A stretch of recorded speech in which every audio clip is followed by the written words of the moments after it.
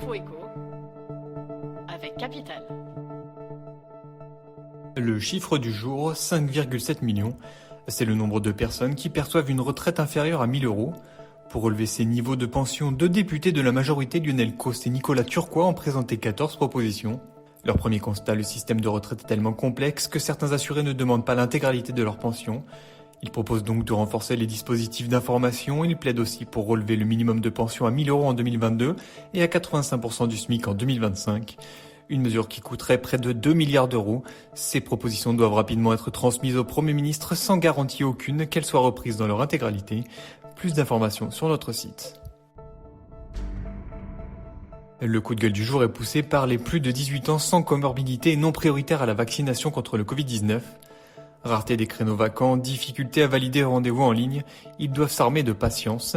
Depuis le mardi 11 mai, ces derniers peuvent toutefois réserver des rendez-vous libres dans la journée ou le lendemain pour se faire vacciner avec Pfizer ou Moderna. Mais pas au-delà, l'élargissement officiel de la vaccination reste de la population étant pourvu pour le 15 juin. Ainsi, selon Doctolib, seuls 43 000 créneaux vacants ont pu être réservés pour les journées de mardi et mercredi, loin de satisfaire les 23 millions de personnes concernées par ce nouveau dispositif. La faute en partie au déficit de popularité du vaccin d'AstraZeneca qui pousse les plus de 55 ans à se tourner vers les produits de Pfizer et de Moderna. L'info pratique capitale, avec l'amélioration de la situation sanitaire en France et l'accélération de la campagne de vaccination, les Français commencent à y voir plus clair pour les vacances. Cependant, certains d'entre nous ne pourront pas avoir leur précieuse dose de vaccin avant de partir. Pour rallier certaines destinations, il faudra donc se munir d'un test PCR négatif et croiser les doigts pour ne pas contracter le virus avant le départ. Sans quoi il faudra sûrement annuler votre séjour. Pour remédier à cette situation et que vous comptiez partir en France ou à l'étranger, quelques assureurs se sont positionnés afin de garantir le remboursement de vos vacances en cas d'annulation. Retrouvez les conditions et tarifs de ces assurances sur capital.fr.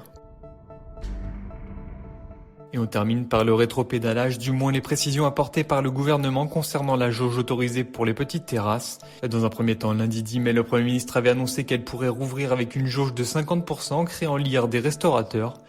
Finalement, à partir du 19 mai, la jauge ne sera plus portée à 50%, mais bien à 100% si les professionnels mettent en place des séparations. Le restaurateur doit, pour accueillir du public, mettre entre chaque table des séparations de type plexiglas, paravent ou du feuillage, explique le cabinet d'Alain Griset. Le ministère délégué aux petites et moyennes entreprises souhaite en effet ne pas pénaliser les établissements qui n'ont déjà que très peu de tables à proposer. C'était l'Info écho avec Capital.